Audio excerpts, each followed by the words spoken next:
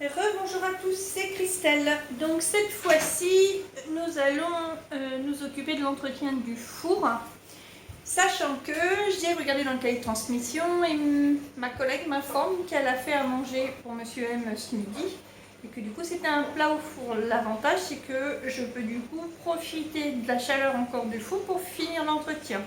Donc là actuellement on va faire l'entretien du four et de la gazinière. Pareil, dans le temps, normalement, c'est quelque chose que vous pouvez effectuer. Attention, si vous avez aussi, durant votre épreuve, quelque chose à faire au four. Vous ne pourrez pas faire l'entretien du four, obligatoirement. Du coup, je démarre par retirer tous mes éléments. Du coup, on fait gazinière et four, d'accord?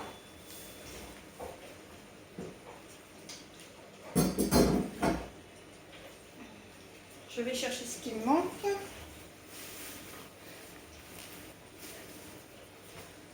Voilà.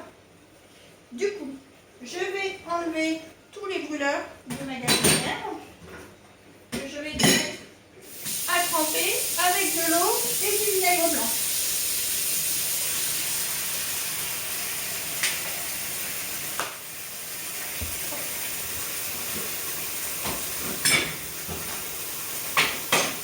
J'ai là ma bassine de prête avec mon produit dégraissant alimentaire. Je commence par nettoyer au-dessus.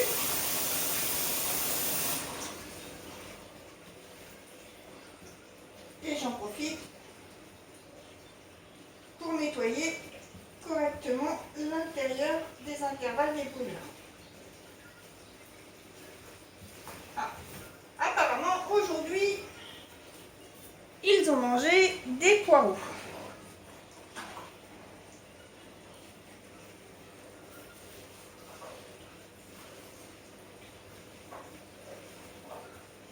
Ce qui peut être intéressant pour la gazinière, c'est de la faire détremper avec un petit peu d'eau. Là, moi, je viens d'arriver en intervention, donc du coup, mais si j'avais été présente durant l'intervention, pour faciliter le travail derrière, j'aurais pu y glisser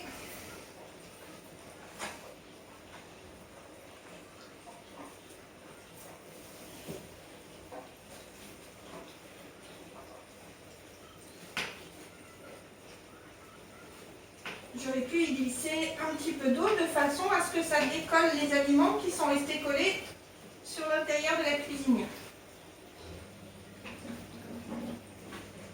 La cuisinière a de l'âge, donc du coup je dois aussi faire attention aux éléments que j'utilise. Je ne peux pas me permettre d'utiliser des choses très agressives, sinon je vais abîmer. Ce n'est pas mon matériel. Attention aussi, quand vous abîmez du matériel chez les gens, votre association a une assurance. Mais il se peut que ce soit quand même de gros dégâts. Donc si on peut éviter de faire fonctionner l'assurance pour réparer des erreurs de terrain, c'est bien aussi. Comme là, tout n'est pas parti, je peux prendre un tampon abrasif que j'avais préparé sur le côté pour finaliser l'entretien de la cuisinière.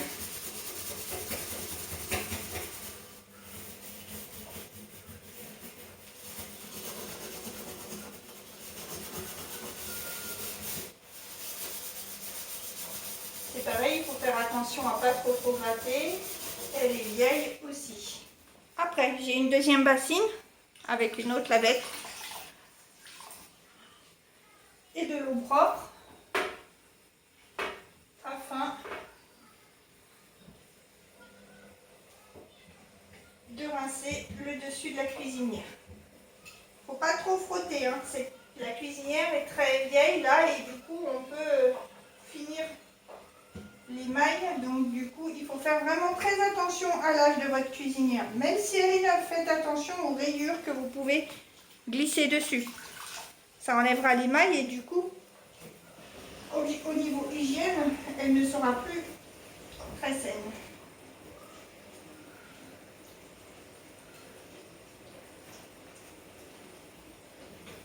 Voilà. Maintenant, je vais nettoyer les brûleurs que j'ai mis au préalable à nettoyer avec du vinaigre blanc.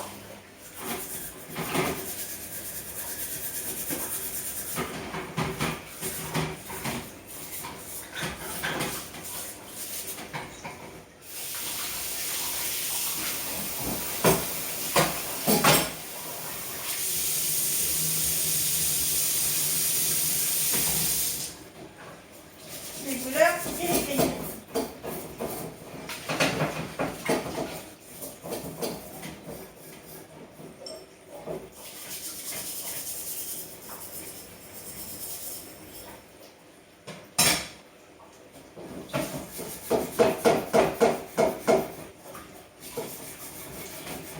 Voilà, une fois que c'est nettoyé,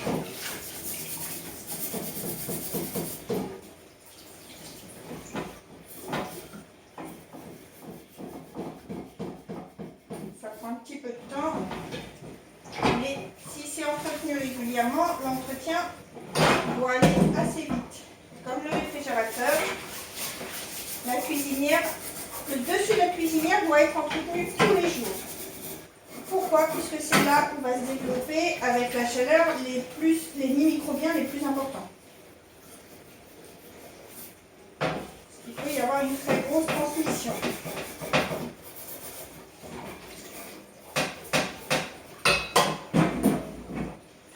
Hop là, je continue par les brûleurs.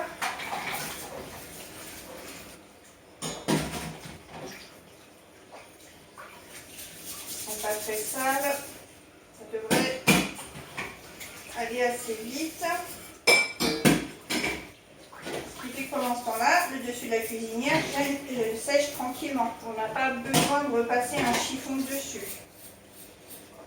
Il y a des personnes chez qui vous pourrez aller intervenir et ces personnes auront, elles, par contre, excusez-moi, l'idée de mettre de l'aluminium. Du coup, il y a juste retirer l'aluminium, faire juste un petit entretien quotidien. Pensez à nettoyer les brûleurs quand même. Et remettre de l'aluminium derrière après. Mais attention, ce sont des choses qui ont un coût. Ok. J'ai fini.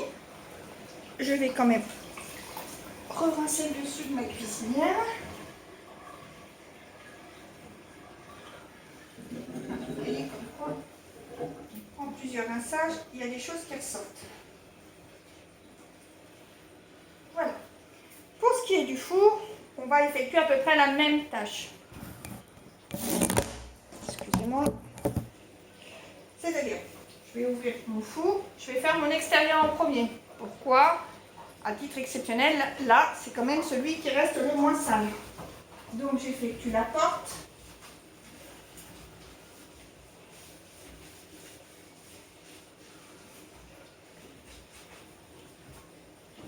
Voilà. Jusqu'en bas. Puisqu'on va du coup du haut vers le bas, je la rince.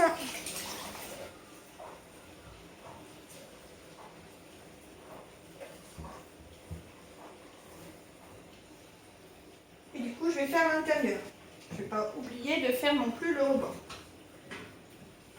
Donc là, je vais enlever ma plaque que je n'ai pas fait après, ma grille. Et donc du coup, avec ma bassine de produits vaisselle, je peux nettoyer l'intérieur de mon four. L'avantage, c'est ce que je vous disais tout à l'heure, c'est qu'il est humide, il est, excusez-moi, il est tiède, donc du coup, l'entretien va s'effectuer beaucoup plus facilement. Après, il faut faire attention, c'est ce que je vous disais, c'est qu'un vieux four, donc du coup, beaucoup plus difficile à nettoyer.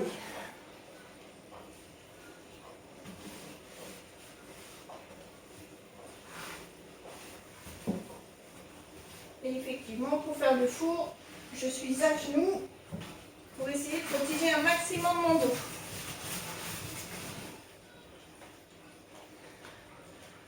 Une fois que c'est fait,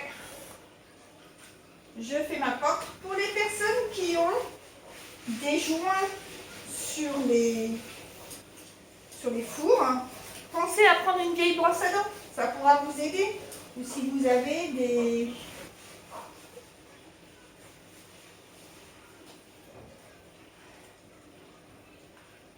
je vais y arriver, vous inquiétez pas. Si vous avez des petites brosses aussi, vous savez, les petites brosses qu'on peut servir, toutes petites, qui existent maintenant pour les dents. Ça permettra d'aller faire l'entre-vitre. Moi, celui-là, je ne peux pas le faire, il n'y en a pas. Donc, voilà.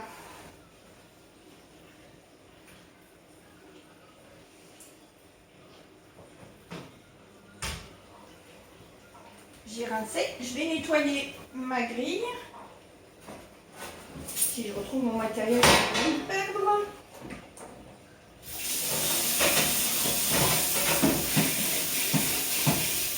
Alors, la méthode faite comme ça est plus simple et plus saine.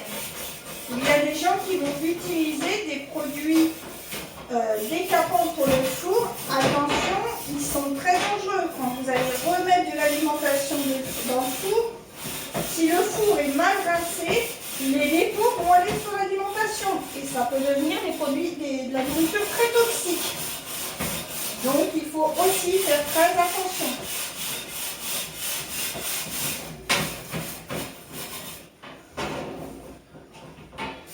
Voilà. Là, je vais trimballer.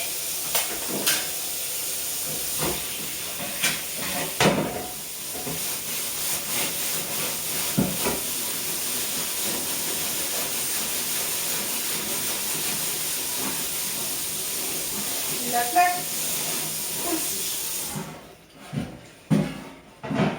Je vais du coup prendre un chiffon et réessuyer tous mes brûleurs pour les réinstaller.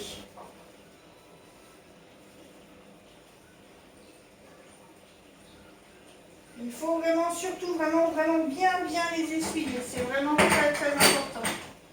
Très important, puisqu'une fois que vous avez fini de les essuyer, que vous les avez réinstallés, avant de partir, vérifiez bien qu'ils fonctionnent tous, de façon à être sûr que le gaz soit...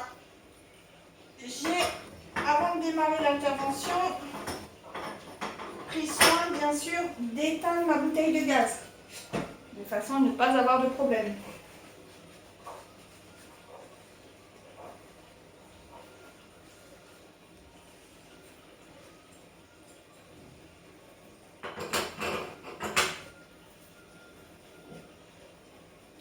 J'espère que tout va bien pour vous. Surtout, travaillez bien les gestes. Essayez au maximum de travailler. Pourquoi? Plus vous travaillerez, plus vous aurez des automatismes et des facilités. C'est des choses auxquelles vous n'aurez plus besoin de penser le jour de l'examen. C'est vraiment important. C'est pour ça que je vous le dis et je vous le répète. Mais vraiment, si je fais ces vidéos, c'est pour vous pratiquer. Pour que du coup, vous soyez à l'aise à l'arrivée à l'examen et quand on se retrouvera en salle.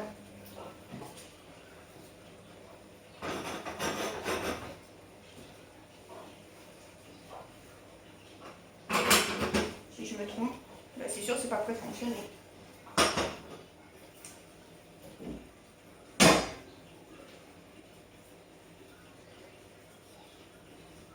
Voilà pour ça.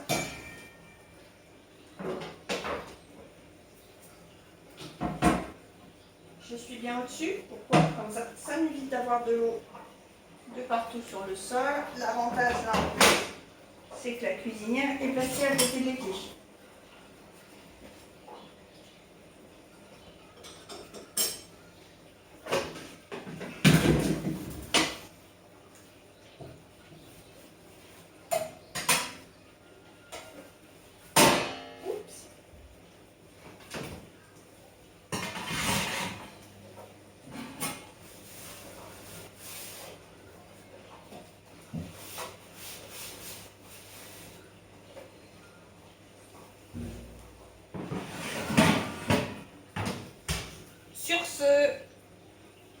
chiffon et à bientôt.